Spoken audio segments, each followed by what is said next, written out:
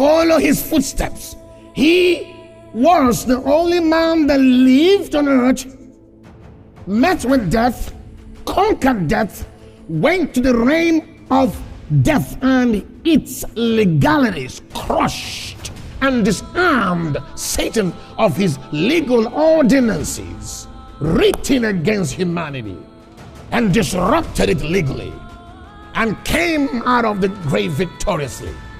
And then he took you into the position, into the realms of the spirit that is stronger, that has legal power over the realms of death.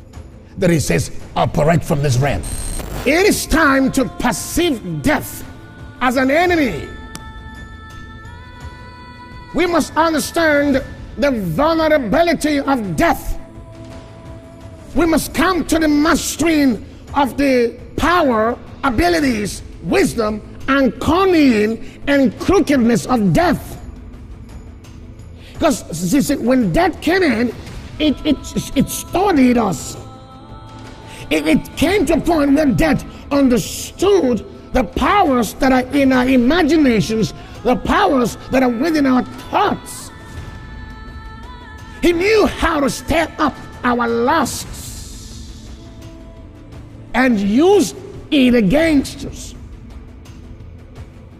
That's why each year he discovers an innate ability within man and gains authority over it. He reduces the lifespan of man. It took death almost 900 and some years to bring us to 80-something years. Man can only live 80-something right now. From 900 and so many years, lifespan began to reduce. Why? Because the devil began to gain mastery of all the authorities within human existence, within human powers, within human governing powers.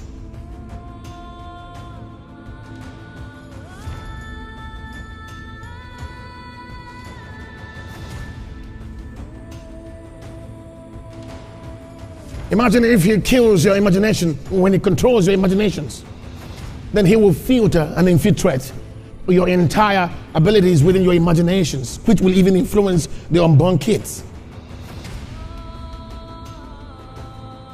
Because your fears can be transmitted into your unborn child.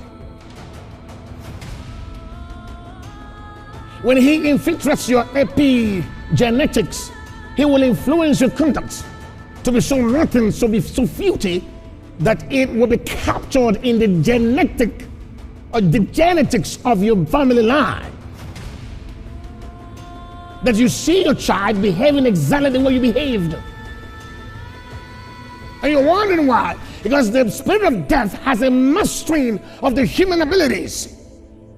As a king, it knows how to take the thrones of your entire existence. Now, to defeat death would require that we begin to master death and its vulnerabilities, and begin to consciously deplete it daily, so we can gain maximum authority, control over death.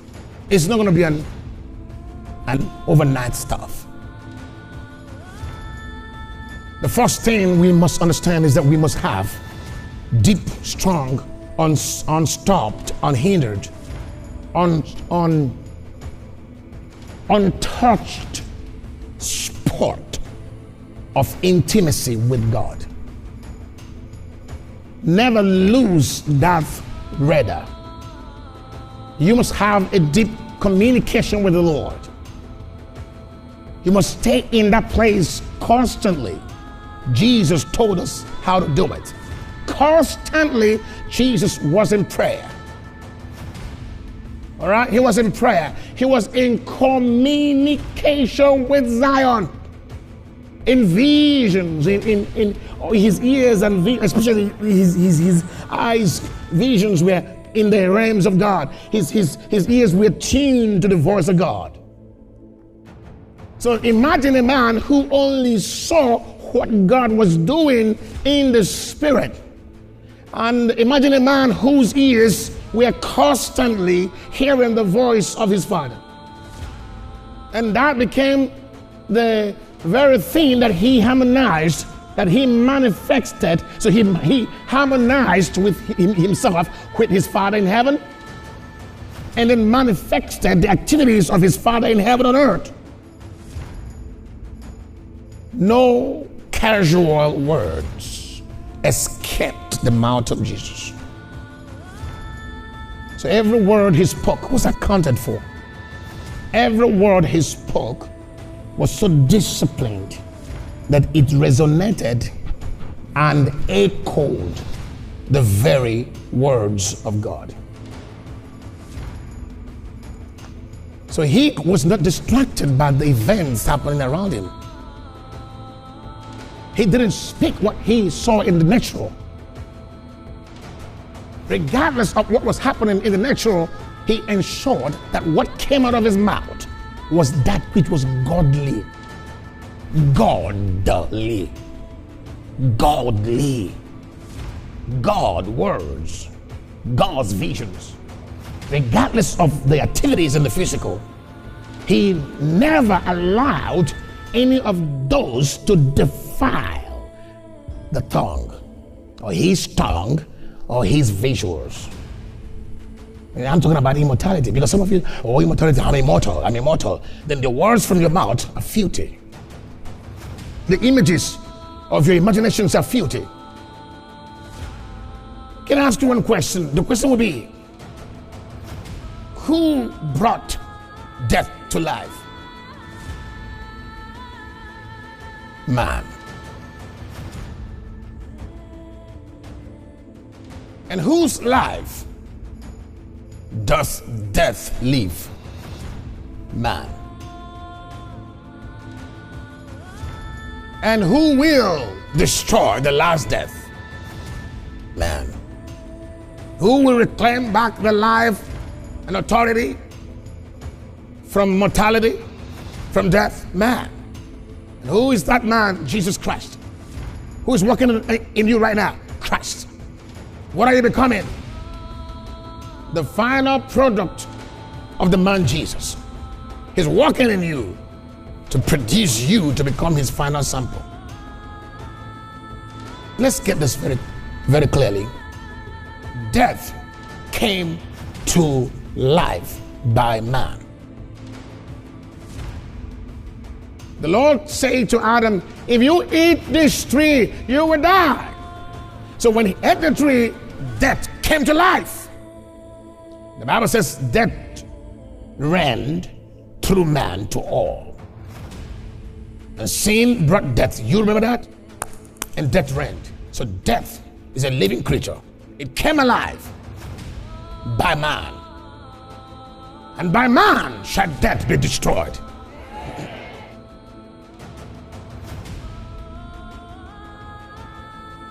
Are you hearing me tonight? By man shall death be what? Destroyed. And death and hell were cast where? Into the lake of fire. This is the second death. Now somebody said death and hell were cast into the lake of fire. So that means death is a living creature. Death is an entity. Death is not an accident that claimed life. No, a spirit of death is behind the orchestration, the setting of that tragedy that claimed life. For every death, there is a spirit behind it. Death and hell were cast into the lake of fire. Death was cast out and cast into the lake of fire. That establishes something very powerful. That death is a living creature that is alive. So let's look at how many years between the day of Adam to the day of Jesus Christ, 4,000 years, death has lived for 4,000 years between the time of Adam and Jesus. It was about, I think, 3,700 and something. So I would say approximately 4,000. And then from the day of Jesus to this day is 2,000 years plus. So we can say approximately that death has lived over 6,000 years. Whose life is this rascal, this foul devil living? The life of man. He took the exchange. So what happened in that tree, just like what happened in the tree of Calvary, was an exchange. He died our death. He died for our sin. Are you hearing me now? When he hung on that Calvary, that was when he implemented the law of exchange. Whatever Christ did on that Calvary was an exchange with your sin, with your death, with your unrighteousness, with your consequences of the sin of the devils. Jesus took your sin on Calvary. These things happen in the trees.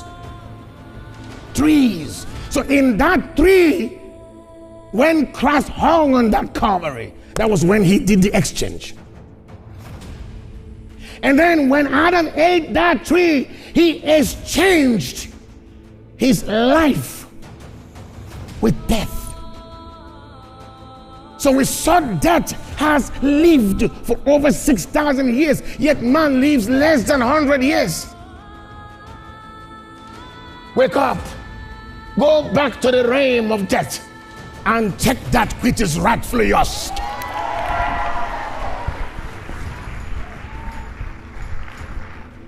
How do we increase authority over physical death?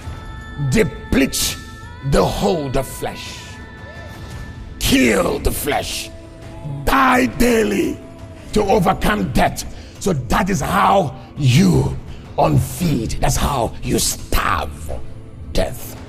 Because that parasite is inside, feeding off of our life. And the only thing it eats that satisfies him is fornication. So wake up. Fornication is beyond going to hell. Anytime you commit fornication with a man or a woman, whether adultery or not, you've reduced your lifespan.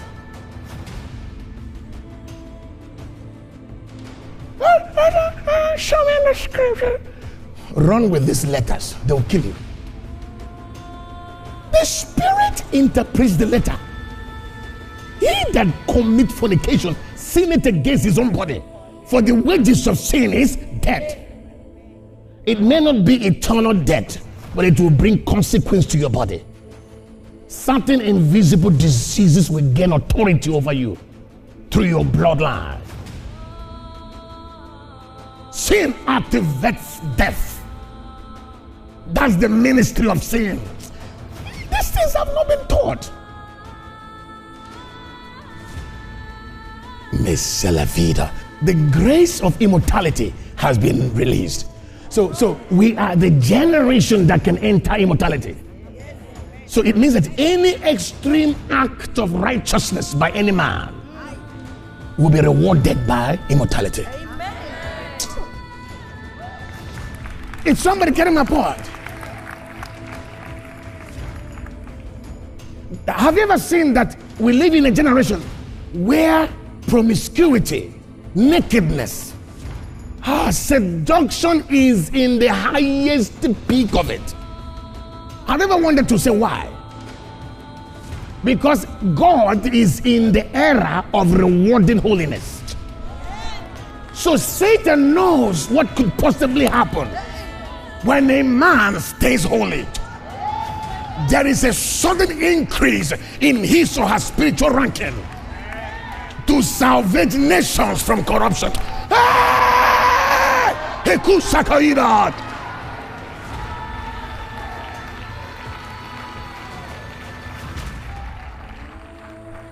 And in those days shall men seek what?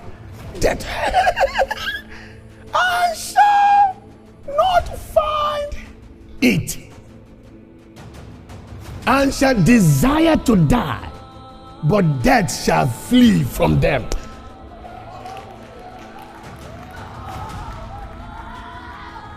Have you seen that there will be a time that men will be perfected with immortality, yet in hell?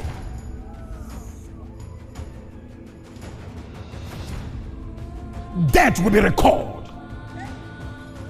They will be in a state of consciousness that is painful, full of pain, yet they are immortal. They will seek to die. They will call on death. They will fall from 20-story building. Boom. They will hit the head. Boom. The brain will split. The brain will come back. They will take knife. For where the heart will be pumping. They will seek, meaning they will do everything possible to die, but the body will kick back. You don't know who you are. This body can live by the power of the Holy Ghost when death is withdrawn. Hey! Sheko parada, lehi sahila, lehi sahila, lehi sahila, lehi sahila. Masahila.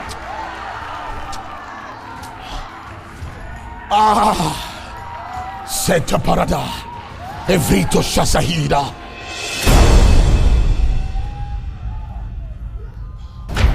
War against the beast of Europe with the bondservant of Christ John. 11th and 12th July 2024. Day 1, 6 p.m. Day 2, morning session, 9 a.m. strictly for ministers. Evening session, 6 p.m. open for everyone. Venue, PWA Silverdome, Van der Hagenstraat, 2722, NT Zoetermeer, Netherlands. Register now for seat reservations. Visit our website, www.spiritrevelationchurch.org. The Tribe of Fire presents International Ministers Conference with the Bondservant of Christ John. Dates, 27th through to the 29th, August 2024. Session times, Day 1, 6 p.m. Day 2, morning session, 9 a.m. Evening session, 6 p.m. Day 3, morning session, 9 a.m. Evening session, 6 p.m. Register now for seat reservations. Visit our website, www.spiritrevelationchurch.org. Venue, 284 Voortrekker Road, Maitland, Cape Town, South Africa. See you in the realms.